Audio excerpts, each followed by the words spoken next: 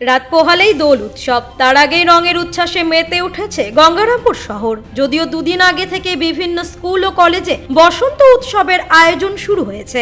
আবিরের রঙে, গান ও নাচে উৎসবের আমেজে ছড়িয়ে পড়েছে ছাত্রছাত্রীদের মধ্যে।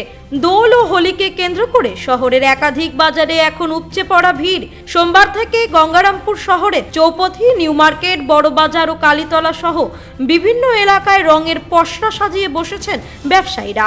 লাল, সবুজ, নীল, হলুদ বাহারি আবিরের পাশাপাশি বিক্রি হচ্ছে জল রং ও হার্বাল রং। শুধু রঙই নয়, খুদেদের জন্য রয়েছে নানা আকারের পিচকারি ও বিভিন্ন জীবজন্তুর মুখোশ।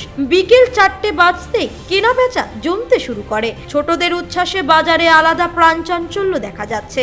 বিক্রেতাদের আশা, দোলের আগের দিন ও দোলের দিন বিক্রি আরো বাড়বে। উৎসবের আগে তাই রঙিন আবহে জমে উঠেছে গোটা শহর।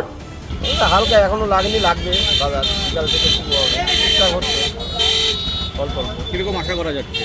আশা করা যাচ্ছে এবার একটু প্রত্যেকবার তুলনায় একটু কমই এবার। কেন? এবার মানে রঙের যেরকম সিসি রঙের সেল নাই, রঙের সেল অটোমেটিক কমে গেছে। এখন শুধু আবিরতে চলছে।